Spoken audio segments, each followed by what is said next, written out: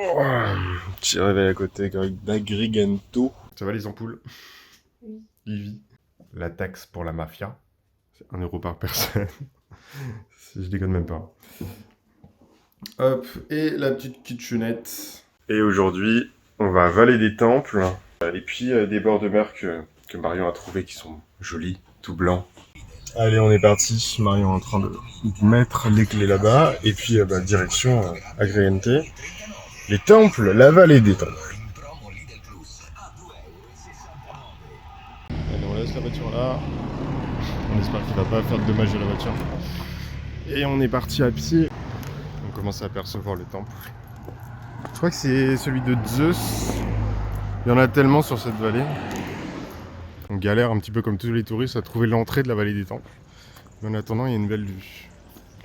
Ah, mais il y a un parking ici. Je crois qu'on a trouvé. En tout cas, on a trouvé tous les vendeurs et toutes les voitures qui errent un petit peu à trouver une place. La grande ville là. Bienvenue dans la vallée des temples d'Agrigente, l'un des sites archéologiques les plus impressionnants au monde. Classée au patrimoine mondial de l'UNESCO depuis 1997, cette vallée est bien plus qu'un simple ensemble de ruines antiques. Elle est le témoin vivant de la grandeur de la civilisation grecque en Sicile. Remontons le temps jusqu'en 582 avant Jésus-Christ, lorsque des colons grecs venus de Gela fondèrent Agracas, l'ancien nom d'Agrigente. Juste devant nous se trouvent les vestiges du temple de Zeus Olympien, conçu pour être le plus grand temple dorique jamais construit. Malheureusement, il n'a jamais été achevé. Ce qui rend ce temple unique, ce sont les télamons, ces statues colossales représentant des figures humaines qui soutenaient la structure. Imaginez des statues de 7 mètres de haut, portant littéralement le poids du temple sur leurs épaules. Une réplique d'un télanon se trouve ici, sur le site, tandis que l'original est exposé au musée archéologique voisin. On se sent tout petit. Devant nous se trouve le temple d'Hercule, le plus ancien de la vallée des temples, construit à la fin du 6e siècle avant Jésus-Christ. Ce temple dédié au héros mythologique Hercule, célèbre pour sa force et ses 12 travaux, comptait autrefois 38 colonnes majestueuses. Aujourd'hui, 8 colonnes restent debout, témoins de sa grandeur passée. Une anecdote célèbre raconte que les habitants d'Agragas risquèrent leur vie pour sauver une statue d'Hercule lors d'un incendie, preuve de leur dévotion. L'allée qui envoie du lourd. Le temple de la Concorde. Ce temple, construit vers 440 avant Jésus-Christ, est l'un des mieux conservés de toute l'Antiquité grecque. Sa majesté et son état exceptionnel en font un véritable symbole de la grandeur d'Agracas, l'ancienne Agrigente. Mais saviez-vous que son nom, Concorde, est en réalité une erreur historique ? Il lui a été attribué au XVIe siècle lorsqu'une inscription romaine évoquant la concorde entre les peuples fut découverte à proximité. En réalité, nous ne savons pas exactement à quelle divinité il était dédié, bien que certains pensent qu'il pourrait s'agir d'Héra ou de Zeus. Le temple de Junon, construit vers 450 avant Jésus-Christ, est un exemple remarquable de l'architecture dorique. Situé à 120 mètres d'altitude, il offre une vue spectaculaire sur la vallée de la mer Méditerranée. En 406 avant Jésus-Christ, il fut incendié par les Carthaginois lors de leur invasion d'Agragas. Les traces de cet incendie sont encore visibles sur certaines pierres noircies. Restauré à l'époque romaine, il a conservé une grande partie de sa structure. Des fouilles ont révélé un dépôt votif contenant environ 60 statuettes en terre cuite, témoignant de son importance religieuse. Les cactus ils sont fait taguer. Oh, il y a Pires. Tutto bene le retour? Non. Tutto bene. J'en peux plus. J'en peux plus moi non plus. Mais on l'a fait. Oui. Let's go! Go boire. Go boire. Merci.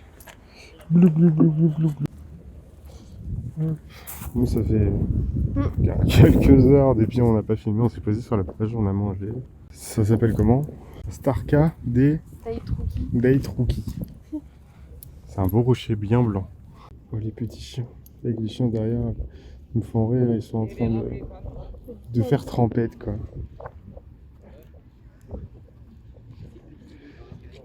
Elles sont belles hein mais Ouais, mais non. de loin. De loin. Ouais. Il y en a encore plein là-bas.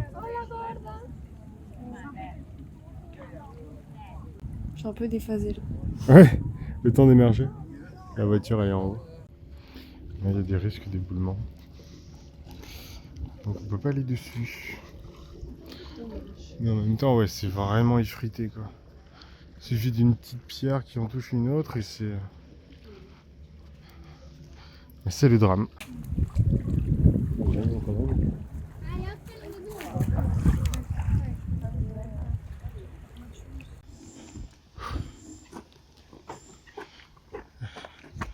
Oh purée. On y est. Allez, maintenant, à nous l'eau chaude, j'allais dire. Non, l'eau froide. Elle est là. Elle est pas acquis. Eh bien, bonjour à tous, bienvenue à Marsala. On est dans le Airbnb, qui est un appartement dans un immeuble. Petit tour de la propriété avec, pour commencer, beaucoup trop de poubelles. Pour trier, il y en a 1, 2, 3, 4, 5. La machine à laver là-bas, donc on a fait une petite lessive. D'ailleurs, si vous entendez, pendant que je passe devant la cuisine, et cette merveilleuse machine à café qui était tellement belle que en fait j'ai pas réussi à faire chauffer le café. Je pense que j'ai juste pas attendu. La salle à manger. Là-bas, il y a un petit endroit pour faire sécher le linge. Sauf que l'essorage s'est mal passé.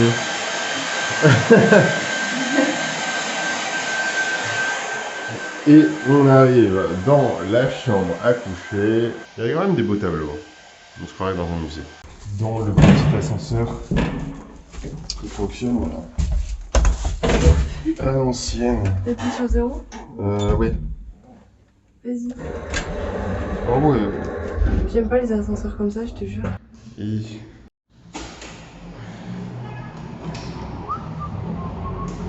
pile devant l'immeuble. Tout va bene. Porte d'entrée. La ville est vraiment tout en triangle au sommet de la montagne de la colline. Erice, perché à 751 mètres d'altitude au sommet du mont du même nom, est un village médiéval enchanteur situé dans la province de Trapani, en Sicile occidentale.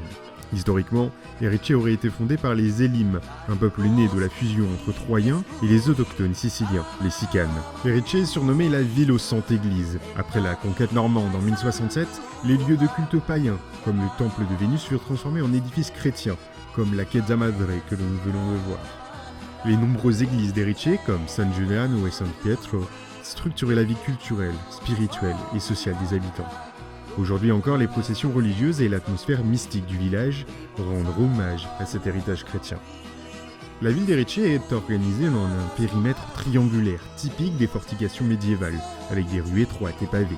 Les pierres utilisées pour les constructions proviennent des carrières locales situées autour du mont Erice. Le transparent et le vieux taco que tu vois en Italie. Ce qui fait le charme d'Erice, ce sont ces maisons anciennes. Imaginez les familles qui ont vécu ici, les générations qui ont foulé ces pierres, les histoires murmurées entre ces murs. Cette maison, comme beaucoup d'autres à Erice, témoigne d'un passé riche et complexe. Construite probablement il y a plusieurs siècles, elle a vu défiler les différentes dominations qui ont marqué Erice, les Élimes, les Romains, les Arabes, les Normands. Ces murs épais, construits en pierre locale, ont résisté aux intempéries et aux guerres. La marée. Heureusement que t'es là pour me corriger. Depuis ce point, vous avez une vue imprenable sur le golfe de Trapani, les îles Egades, les salines de Trapani et même la réserve naturelle de Monte Cofano. Par temps clair, on voit même la côte tunisienne. Donc on arrive dans le nouveau Airbnb, voilà la piscine. Perso, j'y vais dans 2 minutes, tu me rejoins ? En 244 avant Jésus-Christ, pendant la première guerre punique, Erice fut conquise par les Romains, marquant une étape clé dans son histoire. Ce lieu sacré était entouré d'un halo mystique qui jouait un rôle central dans la spiritualité des Romains. Après la chute de l'Empire romain, Erice passa sous domination byzantine. Durant cette période, le christianisme s'imposa progressivement, remplaçant les cultes païens comme celui de Vénus et Recina. En 831 après Jésus-Christ, les Arabes conquirent Erice et la renommèrent Jabal al-Hamid. Sous leur domination, la ville se transforma, des maisons typiquement arabes furent construites et une organisation urbaine plus compacte fut adoptée. En 1067, les Normands, menés par Roger de Hauteville, reconquirent Erice et rebaptisèrent la ville Monte San Giuliano, en hommage à Saint Julien, protecteur des voyageurs. Après les Normands, Erice passa sous contrôle des Souabes, puis des Aragonais, puis des Espagnols. Le Castello di Venere, que l'on voit au fond, est perché au sommet du mont Erice. C'est l'un des monuments les plus emblématiques de la région. Ce château, construit par les Normands au XIIe siècle, se dresse sur les ruines d'un ancien temple antique dédié à Vénus Erycina, déesse de l'amour et de la fertilité.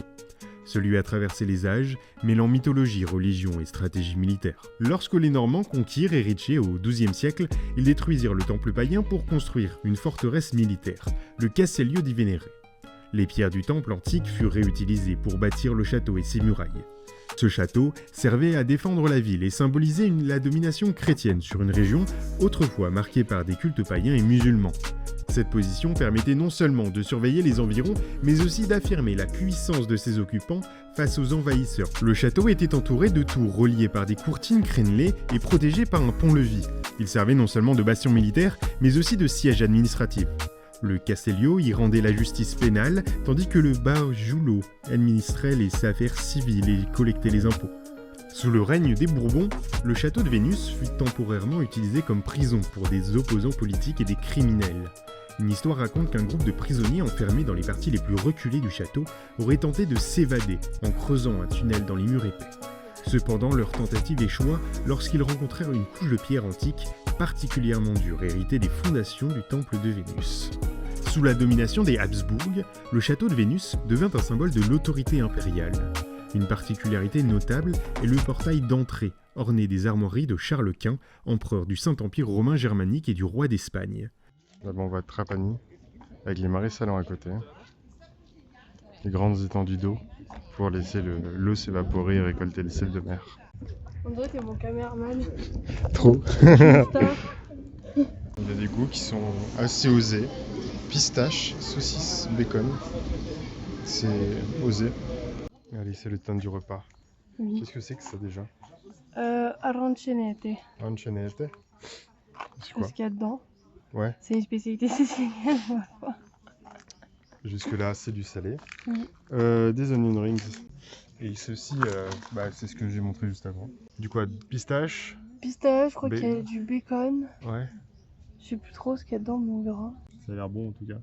Tu sais, du coup, les jaunes, c'est la mozza. Et celle-là, c'est une sorte de riz avec une sauce. J'ai quand même y essayé. Moi la bouffe. Osé. Oh, le petit chat. Les petits chats et dodo.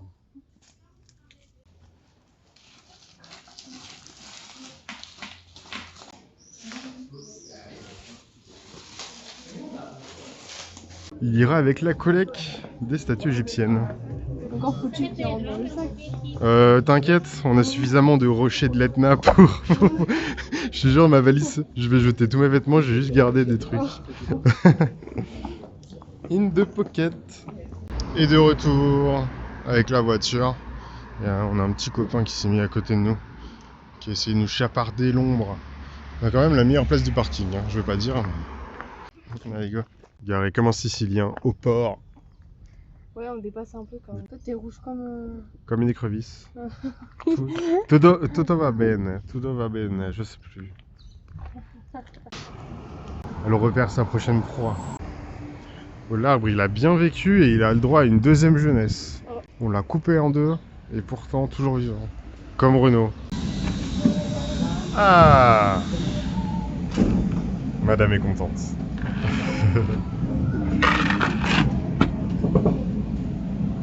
Nous sommes arrivés à Trapani. Ici, chaque coin de rue, chaque pierre semble murmurer des récits d'un passé glorieux. La ville tire son nom du mot grec « drépanon », signifiant faucille, en référence à la forme singulière de son port naturel. Trapani a toujours été un carrefour des civilisations. Dès l'époque carthaginoise, elle s'impose comme un port stratégique, un point névralgique pour le commerce et les batailles navales. C'est ici, en 249 avant Jésus-Christ, que se déroule la célèbre bataille de Trépane, où les Carthaginois infligent une défaite cuisante aux Romains. Plus tard, sous la domination romaine, puis arabe, la ville s'enrichit d'influences multiples. Les Arabes apportent leurs savoirs agricoles et architecturaux, transformant Trapani en un véritable joyau multiculturel. Puis viennent les Normands et les Aragonais, qui font de cette cité un centre prospère grâce au commerce du sel et du corail rouge. Ben les voilà les gens qui se baignent. La plage est petite mais efficace. Magnifique les palais dans ces villes. Il y a énormément d'églises, de palais, et c'est vraiment caché en fait. C'est inséré à travers tous les petits commerces, toutes les petites maisons